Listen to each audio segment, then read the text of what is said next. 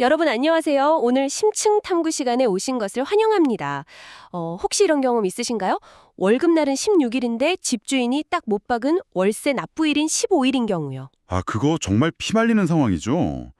단 하루 차인데 통장 잔고는 비어 있고 말이에요. 맞아요. 예전 같으면 그 하루 차이 때문에 연체료를 물거나 아니면 이리저리 돈 빌리느라 발을 동동 굴렀을 텐데요.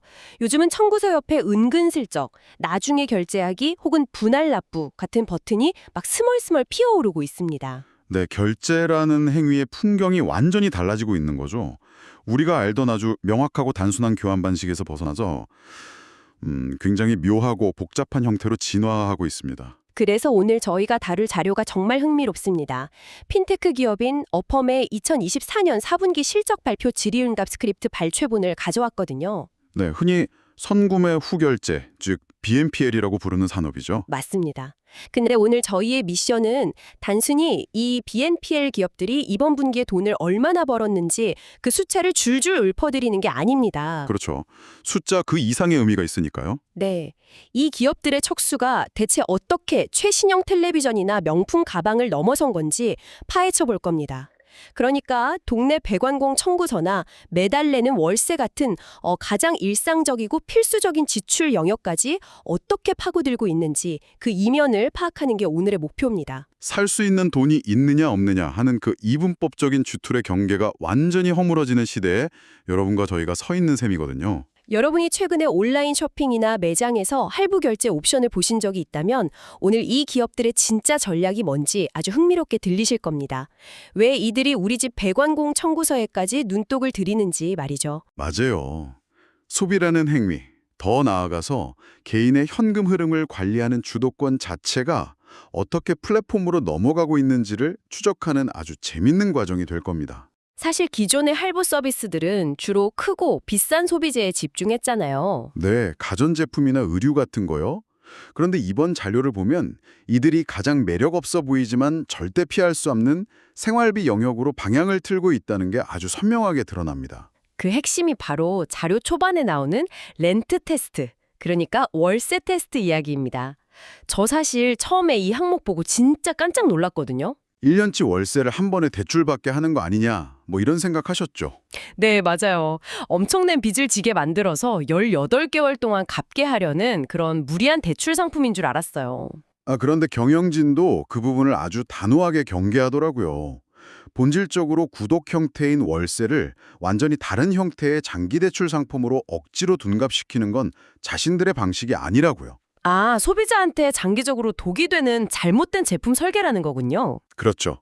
그들이 테스트하고 있는 건 엄청난 대출이 아니라 아주 미세한 타임 시프트, 그러니까 시간 이동에 가깝습니다. 시간 이동이요? 아까 오프닝에서 이야기한 딱 그 상황이네요. 15일에 월세를 내야 하는데 월급이 16일에 들어오는 그 단 하루의 틈 말이죠. 네, 개인의 재정 상태에는 엄청난 스트레스를 주는 그 웅덩이 같은 구간이죠. 자, 이 부분을 한번 파헤쳐 볼까요? 이럴 때 청구 시점을 월급날 이후로 살짝 옮겨주거나 이번 달 월세를 두 번에 나누어 낼 수 있게 해준다는 건데 이거 완전히 자동차의 서스펜션 같은 역할이네요. 오, 서스펜션 비유 아주 좋은데요. 결제일과 월급일의 불일치라는 그 움푹 패인 도로를 지날 때 내 재정이라는 차체가 박살나지 않게 충격을 흡수해서 스무스하게 넘어가게 해주는 거죠. 맞습니다. 그 서스펜션이 없었다면 꼼짝없이 연체 기록이 남거나 비싼 단기 대출을 써야 했겠죠. 근데 여기서 매력적인 점은 이 타임 시프트의 궁극적인 목적이 당장의 이자 수익이 아니라는 겁니다. 월세 며칠 미뤄준다고 회사에 엄청난 돈이 떨어지진 않을 테니까요. 네, 핵심은 소비자의 생활 습관, 그 헤빗 속에 완전히 스며드는 데 있습니다. 여러분, 만약 모든 생활비 고지서에 이 옵션이 있다면 여러분의 현금 흐름 관리는 어떻게 달라질까요? 확실히 덜 부담스럽겠죠. 일종의 길들이기 전략인 셈인데 자료에 등장하는 인투잇의 퀵복스 파트너십을 보면 이 의도가 훨씬 더 확실해지더라고요. 아, 퀵복스 파트너십. 그 부분도 아주 중요하죠. 보통 집 수리나 배관 공사 같은 서비스를 받고 수백만 원짜리 청구서 날아오면 정말 눈앞이 깜깜해지잖아요. 맞아요.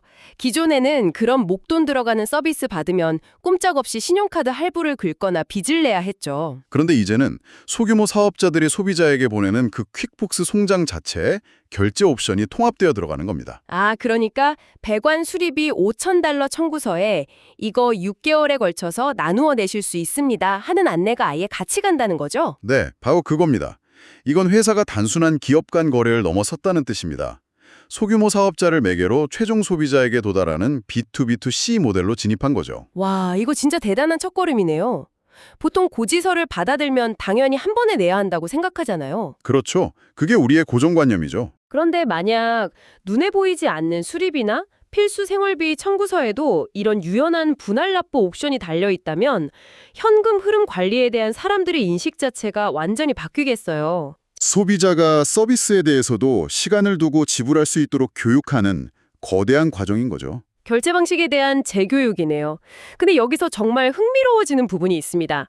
소비자 입장에서는 이 시간 이동과 분할 납부가 완벽한 서스펜션이 되겠지만 세상에 공짜 점심은 없잖아요. 그럼요.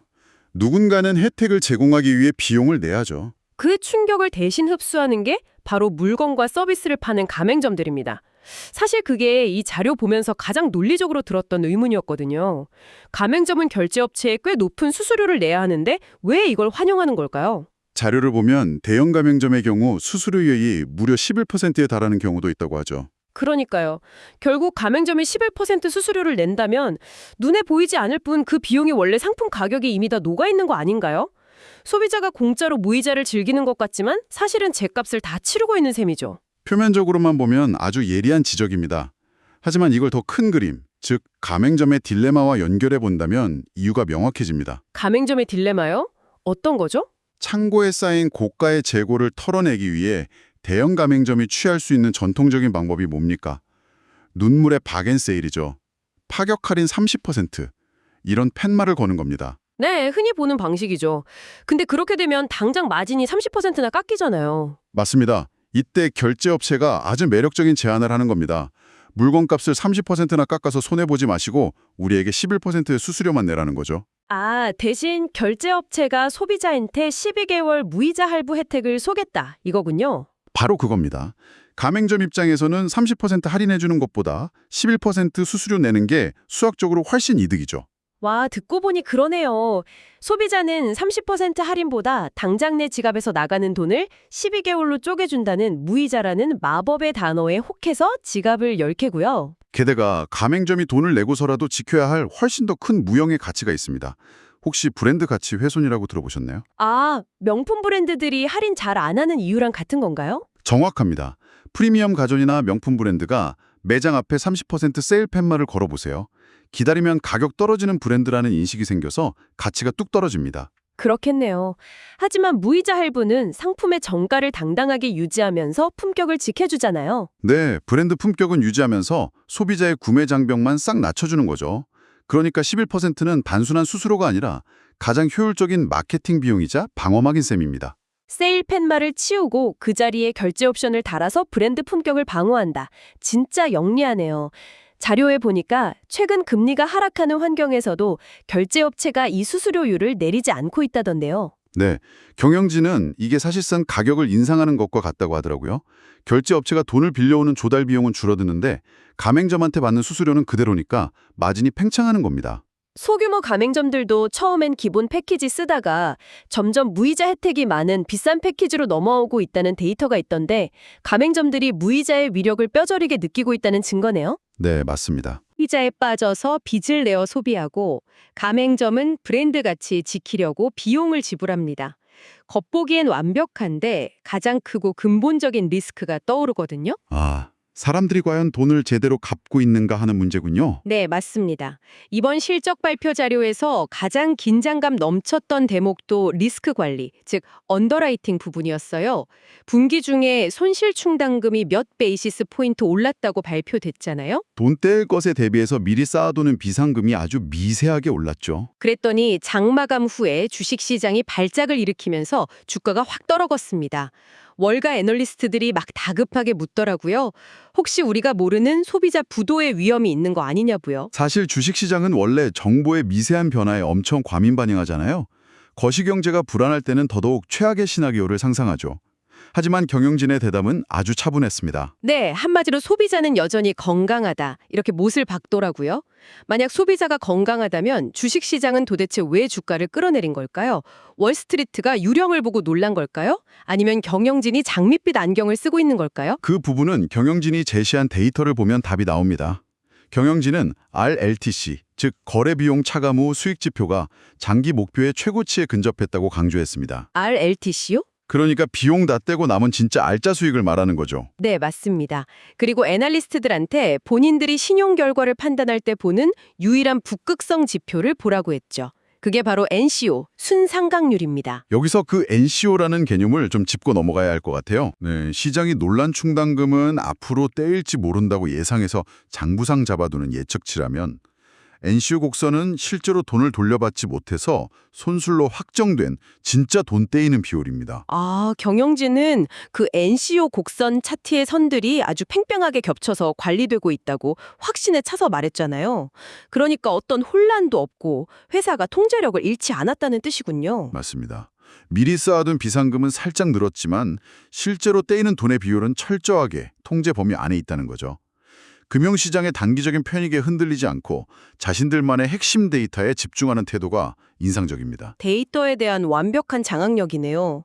그렇다면 이 회사가 현재의 위험을 이렇게 잘 통제하고 있다면 도대체 이 배의 진짜 최종 목적지는 어디일까요? 그게 자료 후반부에 나오는 가장 거대한 그림이죠. 투자자들이 묻잖아요. 왜 자꾸 주택 개량이나 자동차 수리 같은 새로운 카테고리로 확장하는 거냐고요. 혹시 기존 소매 시장 기회가 줄어들어서 도망치는 거냐, 아니면 은행 인가받아서 싼 예금으로 자금 조달하려는 속셈이냐, 이렇게 묻던데요. 경영진은 그 추측들을 완전히 부인합니다. 확장의 진짜 동력은 기존 시장의 한계도 아니고 단기적인 자금 조달 목적도 절대 아니라고요. 오직 데이터에 있다고 밝히죠. 데이터요? 아, 여기서 비자 네트워크 이야기가 나오더라고요. 저는 이 대목에서 이들의 진짜 야망의 실체를 보고 소름이 좀 돋았습니다. 어떻게 보셨는데요? 그러니까 이들은 자사 온라인 앱 안에서만 노는 게 아니에요. 비자 결제망에서 자신들의 실물 카드가 긁힐 때 발생하는 일일 데이터를 매일 관찰하고 있더라고요.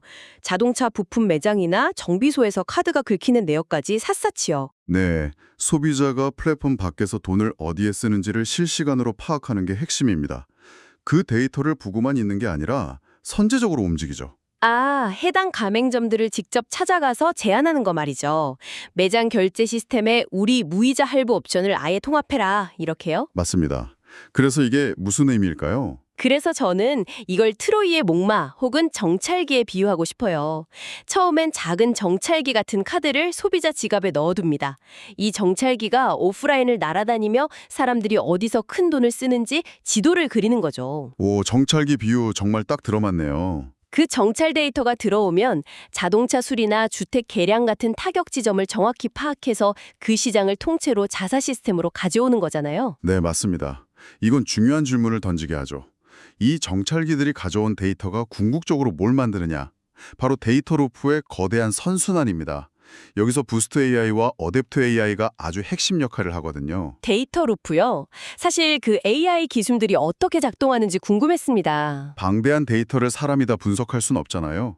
부스트 AI와 어댑트 AI는 이 데이터를 실시간으로 소화해서 개별 소비자의 상황에 맞게 결제 경험을 변형하고 구매를 촉진시킵니다. 아, 소비자가 접근하는 순간 AI가 알아서 맞춤형 제안을 띄워주는 건가요? 네, 예를 들어 자동차 지출이 잦은 우수 고객이 타이어 매장에 가면 AI가 월급날을 예측해서 가장 부담 없는 격주 분할 납부 플랜을 딱 보여주는 식이죠. 와, 무이자 결제로 유입된 고객이 반드시 이자를 내는 대출로 넘어가는 건 아니지만 사용처가 넓어지면 결국 복리 효과가 생기겠네요. 맞습니다.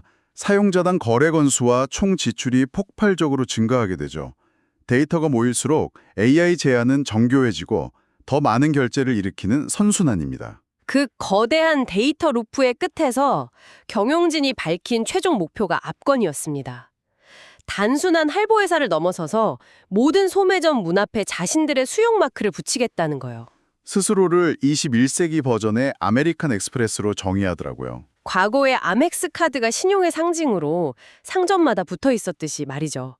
이제는 데이터와 AI를 무기로 일상 속 필수 금융 인프라 자체를 대체하겠다는 무서운 야망입니다. 단기적 주가 하락이나 수익률을 넘어서서 지불결제 네트워크의 새로운 표준이 되겠다는 웅장한 그림이죠. 자, 오늘 저희가 파헤친 심층 탐구의 여정을 짧게 요약해 볼 시간입니다. 단순 할부인 줄 알았던 서비스가 타임시프트라는 이름으로 월세와 배관공 청구서에 어떻게 진출하는지 살폈고요. 가맹점과 플랫폼의 윈윈 구조, 그리고 시장의 패닉 속에서도 흔들리지 않는 데이터 기반의 단단한 리스크 관리도 들여다봤죠. 네, 마지막으로 21세기 아멕스를 꿈꾸며 데이터 주도로 무섭게 확장하는 거대한 진격까지 짚어봤습니다.